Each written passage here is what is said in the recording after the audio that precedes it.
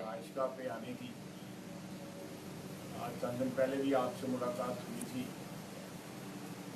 आज चंद बातें जो हैं, कल जो शुगर कमीशन की जो रिपोर्ट आई है और जिस तरह हुकूमत ने उसको प्रेजेंट किया है पब्लिकली, उसके बारे में मैं चंद बातें आपको प्रयास करूँगा। बुनियादी 3 सवाल जो हैं ये सारे स्कैंडल में उठते हैं, जिसका कोई जवाब जो है वो जनाब कमीशन की रिपोर्ट में दिया गया है।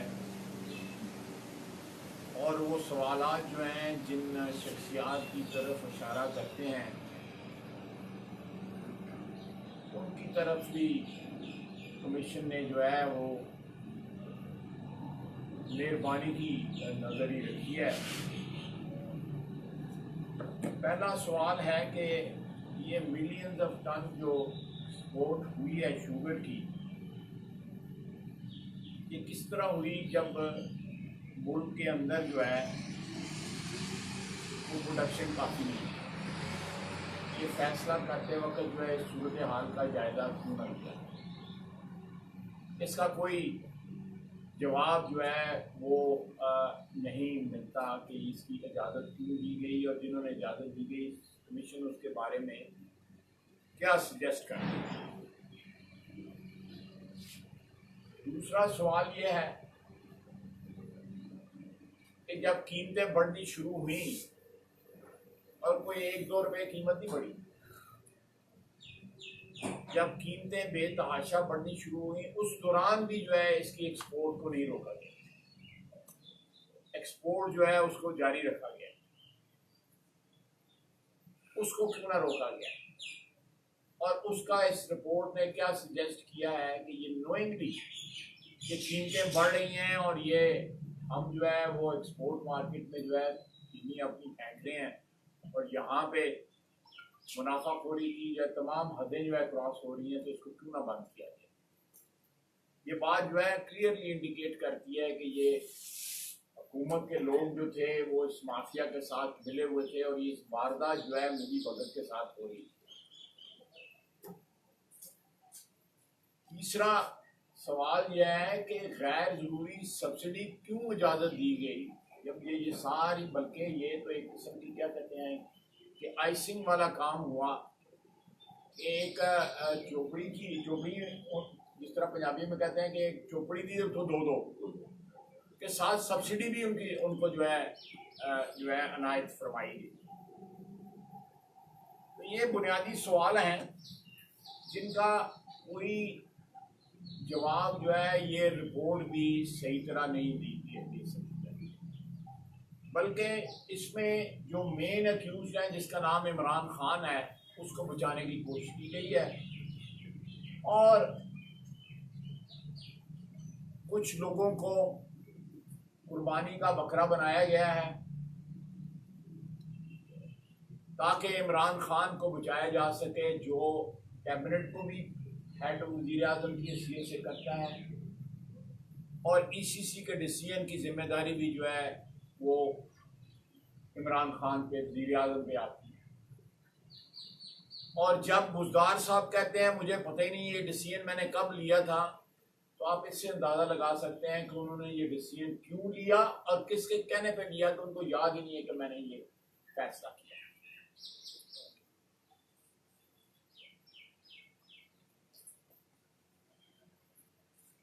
एक बात जो है वो आपको नजर आएगी कि पिछले चंद दिनों में कि हमारे साबिक वज़ीर आज़म आज भी कमीशन के आगे जो है शाहिद अब्बासी पेश, हमारा खुर्रम दस्तगीर साहब और शाहिद अब्बासी साहब पेश हुए अकाउंटेबिलिटी के लिए। कल भी हम तैयार थे, आज भी हम तैयार हैं और वाहिद पार्टी है इस वक्त पाकिस्तान में जिसका एहतसाब हो रहा है। जिस शख्स को पेश होना चाहिए था इस कमीशन के आगे, इमरान खान को, वो पेश नहीं हुआ। ना वो वज़रा पेश हुए हैं जिन्होंने इसकी जिम्मेदारी जो है जिन पे आयद होती है डायरेक्टली या इनडायरेक्टली।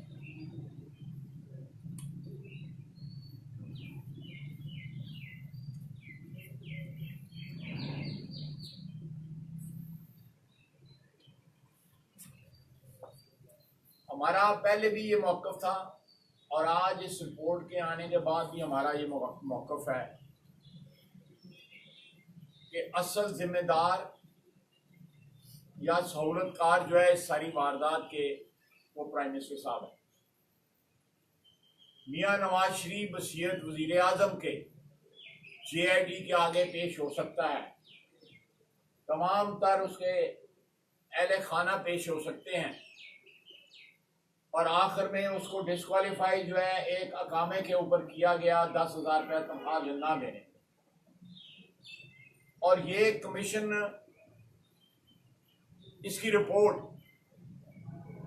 जैसी भी है वो इंडिकेट करती है कि ये वारदात हुई। ये रिपोर्ट में मिट्टी डालने की कोशिश पूरी की गई है। वारदात जो है वो मुसल्लमा हकीकत है जो वारदात हुई है और उस वारदात के जो मेन किरदार है वज़ीर आज़म जो है उसको कमीशन ने नहीं बुलाया।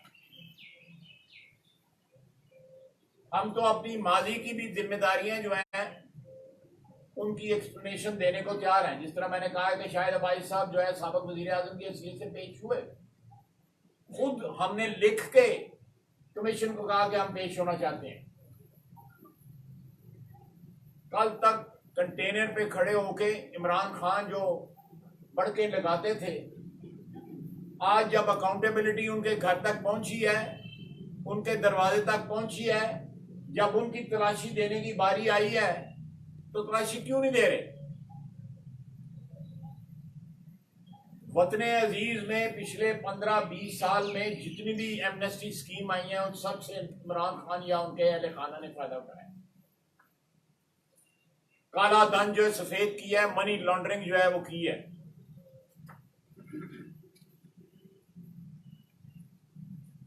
इस बात का रिकॉर्ड मौजूद है। 2002 की स्कीम से शुरू हो जाए, उस वक्त से अपनी ये मनी लॉन्ड्रिंग जो है इमरान खान साहब ने स्टार्ट की हुई।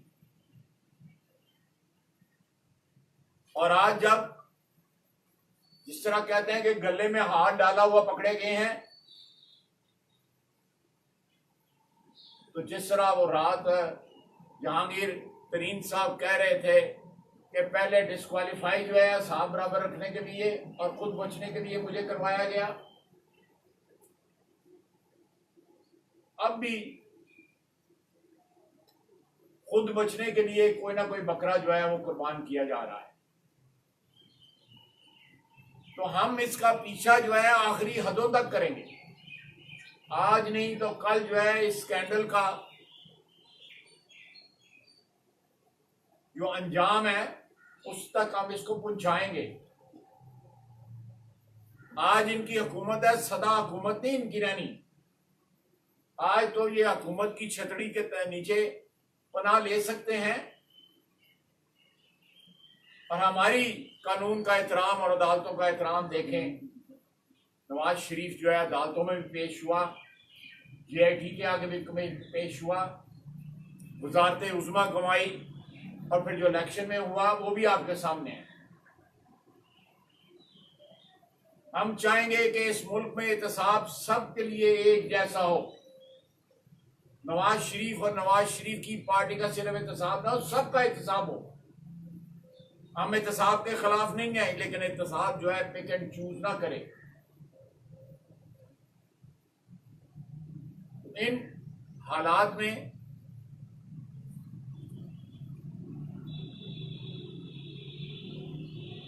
खाना नंबर 2 वाले बंदे जो हैं उनको मुल्ज़म करार दिया जा रहा है। मेन वारदात जिसने डाली है उसका नाम जो है उसको छुपाए जाने की कोशिश की जा रही है और ये नाम छुपेगा नहीं। मैं आपके सामने कि इसमें सब्सिडी जिसने की बुजदार साहब ने, जो सूबाई कबीना के हेड हैं वो कह रहे हैं मुझे याद ही नहीं। तो ये तो फेयरली एंड स्क्वेयरली जो है इमरान खान अकेले के ऊपर सारी बात आ जाती है कि उसने ये वारदात इन हालात में जो मैंने आपको एक्सप्लेन किया है ये क्यों अलाउ, क्यों इसकी इजाज़त दी, क्या उसके ज़ाती मफादात या सियासी मफादात थे जिनकी वजह से उन्होंने इस वारदात को होने दिया।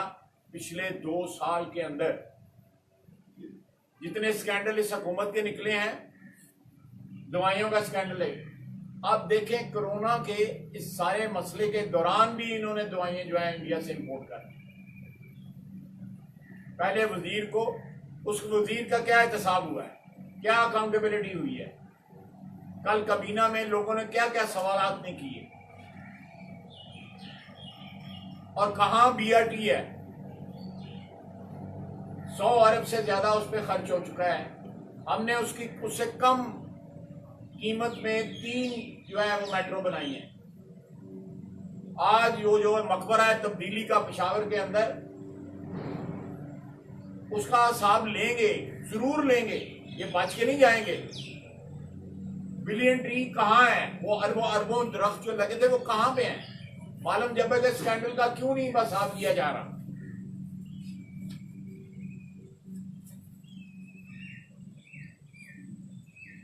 फॉरेन फंडिंग का स्टे क्यों लिया गया हुआ है? कहां पैसे हैं, कहां से पैसे आए जो है फॉरेन फंडिंग के? जो अकाउंट जो स्टेट बैंक ने जो है, ये अकाउंटेबिलिटी जो है ये अक्रॉस द बोर्ड अकाउंटेबिलिटी होनी चाहिए। हम एहतसाब के हक में हैं।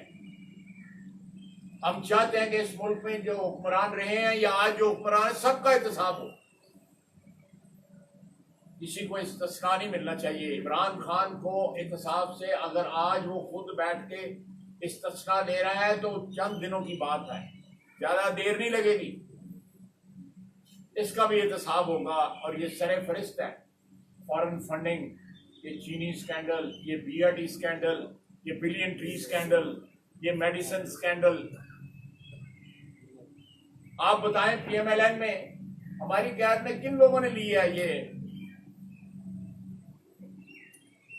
एमनेस्टी स्कीम में काला धन जो है सफेद किया है?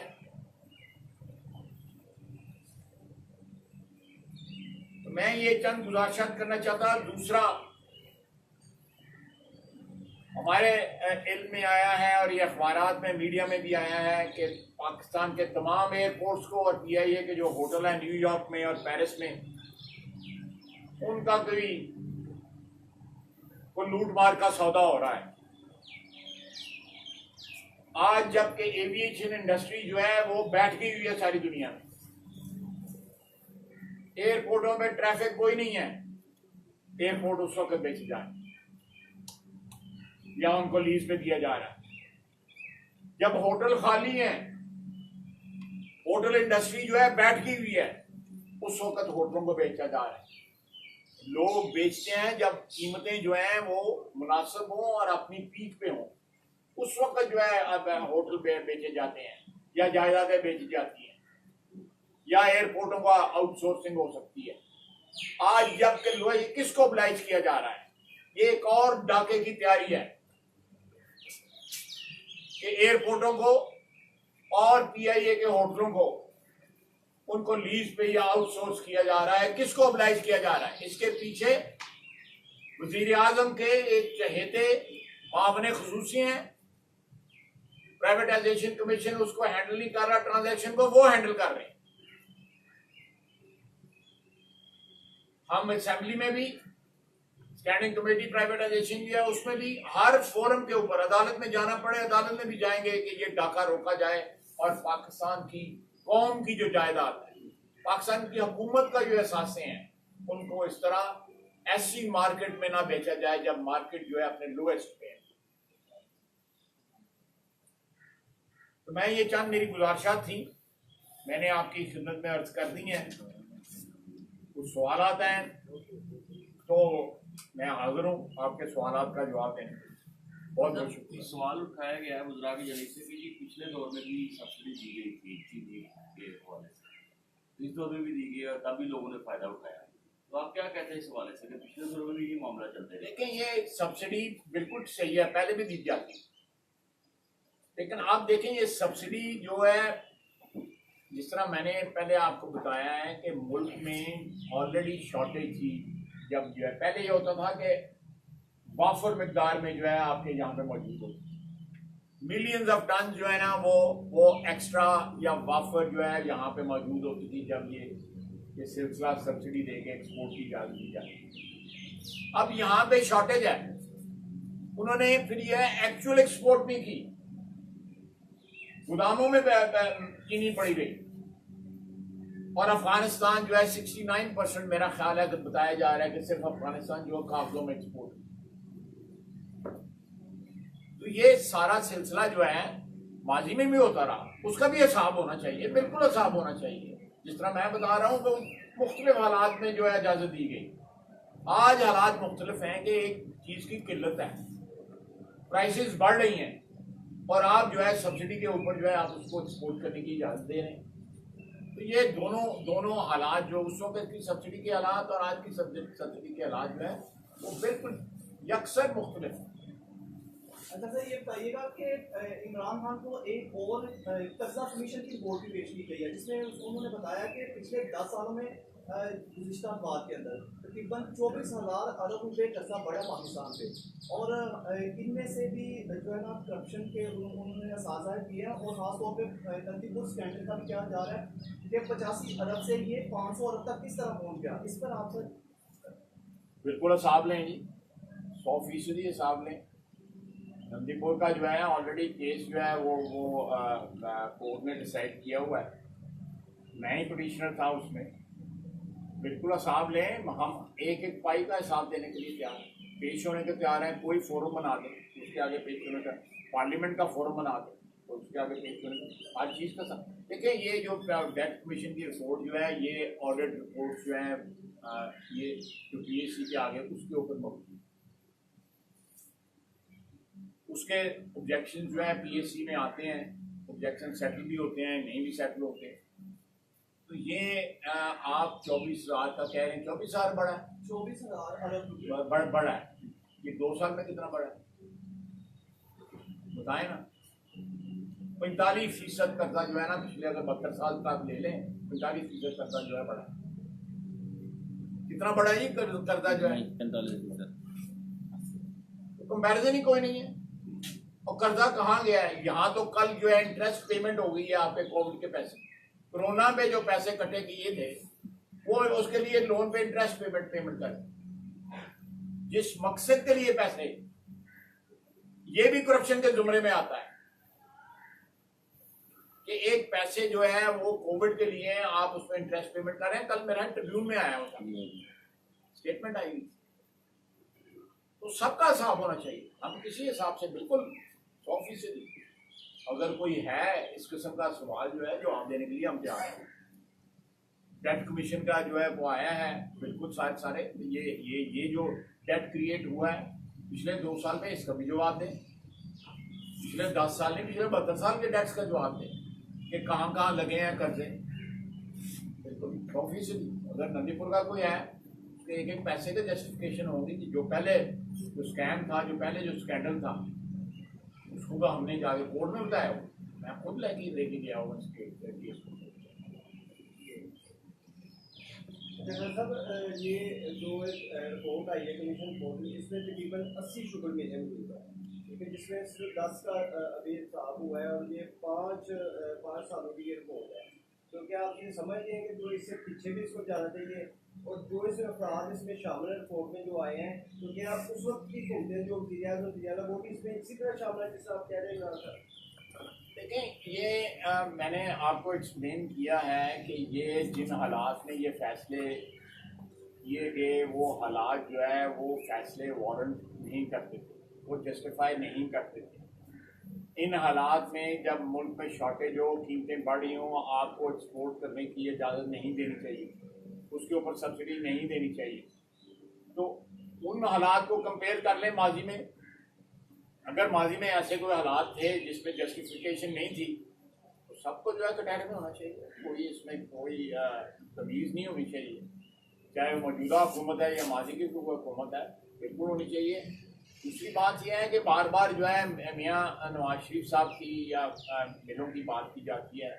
मियाँ साहब के पास एक मिल और वो भी पिछले कई सालों से बंद चल नहीं रही, बंद है। उन्होंने शिफ्ट करने की कोशिश की थी, जब साउथ में ले जाएं, नई लोकेशन पे जाके लगा लें, वहाँ नहीं लगी और वो बंद पड़ी हुई है। अच्छा भाई साहब, एक बड़ा इसमें सवाल है कि हुकूमत ये कह रही जो कमीशन रिपोर्ट हमने पब्लिकली की है, इसमें क्रेडिट हमें जाता है, हुकूमत क्रेडिट देगी, जबकि आइंदा पिछली तारीख में भी इसलिए हुकूमत ने ऐसे इकदाम किए। हमारा तो वज़ीर आज़म पेश हो गया कमीशन के आगे, JIT के आगे पेश हो गया। उसने तो अपने आप को इत्तेसाब का वज़ीर आज़म होते हुए अपने आप को पेश कर दिया। ये क्यों नहीं पेश होता? ये क्यों नहीं अकाउंटेबिलिटी कराता? ये फॉरेन फंडिंग की क्यों नहीं अकाउंटेबिलिटी कराता? ये बिल एंट्री की क्यों नहीं कराता? BRT की क्यों नहीं कराता? क्यों नहीं कराता? क्यों स्टे लिया हुआ है? लोगों को कहते थे कि स्टे के पीछे छुपे हुए हैं, खुद क्यों स्टे लिया हुआ है? कहां से पैसा आया, वो कहां पे गया पैसा फॉरेन फंडिंग का? आज 5 साल होने को आए, क्यों नहीं तलाशी देते? ये बाकी सारे जो इर्द गिर्द जो है, ये तो जो कहते हैं वो मैं लफ्ज नहीं इस्तेमाल करना चाहता, लेकिन ये स्मॉल चेंज जो है, वो ये दुआनियां चुआनियां इकट्ठे करने वाले, मेन वारदात तो इमरान खान कर रहा है।